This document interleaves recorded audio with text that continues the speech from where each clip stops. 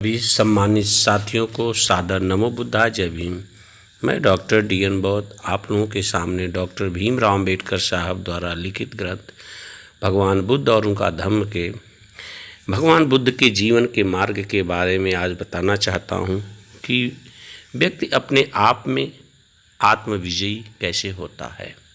साथियों, एक बहुत बड़ा दुर्भाग्य है भारत में, जहाँ पर लोग विषमतावादी लोग होते हैं, जातिवादी लोग होते हैं, जहाँ अशिक्षित और अज्ञानता ज़्यादा मात्रा में होती है, वहाँ पर तथागत भगवान बुद्ध का नियम उन लोगों के लिए खोखला और अपवाद सा परिदृश्य पता चलेगा।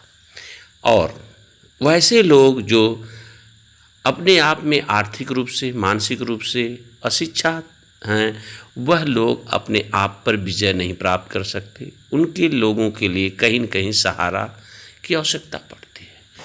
इसलिए तथागत भगवान बुद्ध कहते हैं कि जो भी व्यक्ति अपने आप को पहचान लिया, वही व्यक्ति अपने आप को आत्मविजयी होता है। जिसका व्यक्तित्व मानव का मानसिक स्तर ऊंचा होता है, सार्वभौमिक होता है और वह सच्चाई को परख लेता है, जो वास्तविकता को परख लेता है, जान लेता है वैज्ञानिक तर्कों पर, वही व्यक्ति अपने आप को आत्मविजयी हो सकता है। इसके अलावा जातिवादी, भगवानवादी तथा तरह तरह के पाखंडवादी व्यक्ति कभी भी आत्मविजयी नहीं हो सकता। आदमी का अपना आत्मविजय ही व्यक्ति अपने आप में अपना मालिक है, दूसरा कोई उसका मालिक नहीं हो सकता। लेकिन जहाँ पर लोग विषम होते हैं, जहाँ पर निर्बल और कमज़ोर होते हैं, उसे मालिक की आवश्यकता होती है। वह अपना निर्णय स्वयं नहीं ले पाते हैं। यदि आदमी अपने आप को संयम रखे तो वह दुर्लभ चीज़ को भी प्राप्त कर सकता है आत्मसंयम के द्वारा। जो मूर्ख लोग होते हैं, अनार्य होते हैं, शीलवान के शासन को, उपेक्षा को दृश्य देखते हैं, झूठे सिद्धांतों का अनुसरण करते हैं, जो जिस प्रकार कास्ट यानी बांस अपने फल देने के बाद उसका स्वयं का विनाश हो जाता है, जिस प्रकार के केकड़ा अपने ही औलाद पैदा करने के बाद, बिच्छू औलाद पैदा करने के बाद स्वयं नष्ट हो जाता है, उसी तरह व्यक्ति आदमी का भी स्वयं विनाश, मानसिक स्तर का विनाश हो जाता है जब उसके अंदर स्वयं का दृढ़ संकल्प नहीं है, स्वयं की शिक्षा का स्तर नहीं, वैज्ञानिक स्तर का ज्ञान नहीं है। वह व्यक्ति स्वयं जो है अपना विजय नहीं कर पाता है। वह हमेशा निर्भर रहता है और निर्भर व्यक्ति कभी सफल नहीं हो सकता, वह हमेशा गुलाम ही रहेगा। जो व्यक्ति अपने आप ही पाप कर्म करता है, वह अपने आप ही उससे मैला होता जाता है और अपने ही पाप कर्मों में विरत रहता है। अपने आप ही वह अपने आप को अशुद्ध करता है। लेकिन उसे शुद्ध होना है तो उसे स्वयं को शुद्ध करना होगा।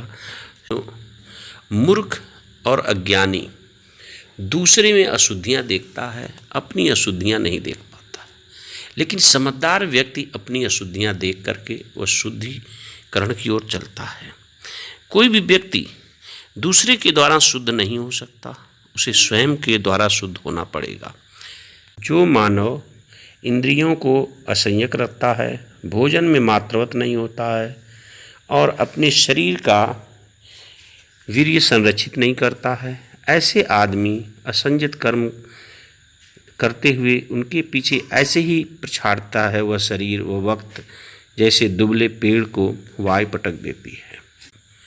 जो व्यक्ति अपने इंद्रियों पर संयम रखता है और भोजन पर मात्रवत होता है, श्रद्धावान होता है, वीर्यवान होता है, वह व्यक्ति बहादुर और बलवान होकर के उसकी मानसिक लेवल बहुत ऊंचा होता है। वही व्यक्ति हवाएं जिस तरह से बड़े बड़े पहाड़ों को भी नहीं पटक पाती, उसी तरह व्यक्ति महान होकर के अपने शरीर कृत्यों को करता है।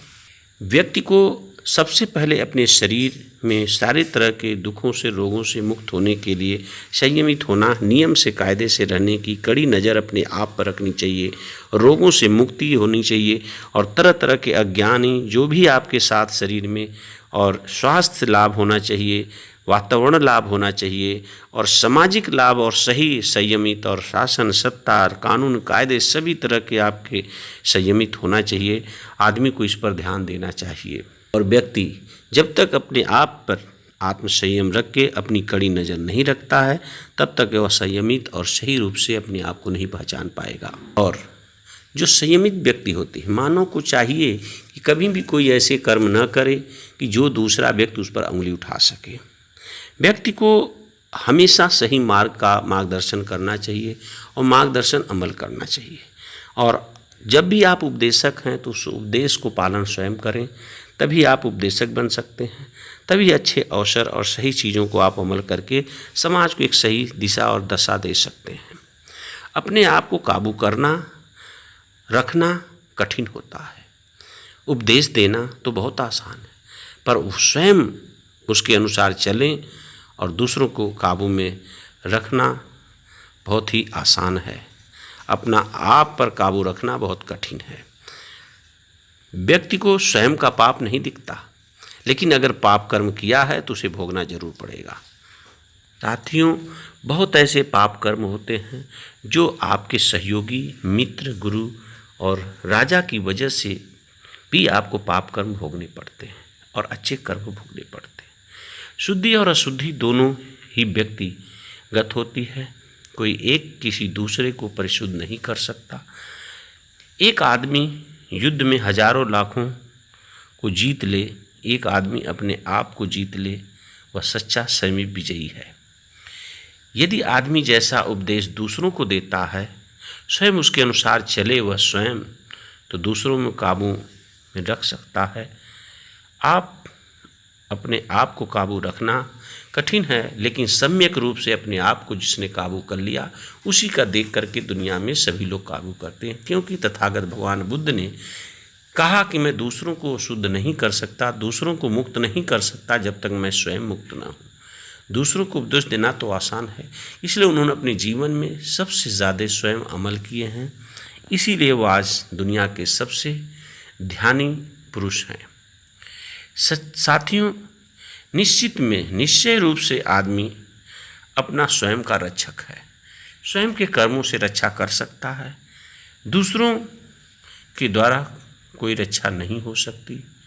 यदि आदमी अपनी रक्षा करता है तो वह स्वयं रक्षा करने का प्राप्त करता है। उसके सभी जो अवगुण होते हैं उससे वह मुक्त हो सकता है। अगर व्यक्ति को अनुभव है, ज्ञान है, तो बहुत तरह की बीमारी से, चाहे मानसिक बीमारी हो, चाहे सामाजिक बीमारी हो, चाहे आर्थिक बीमारी हो, चाहे रोग हो, सबसे मुक्त होने का स्वयं ही साधन है। यही है तथागत भगवान बुद्ध का आत्म विजय, सेल्फ कॉन्फिडेंस। नमो बुद्धाय। जय भीम, जय भारतीय संविधान।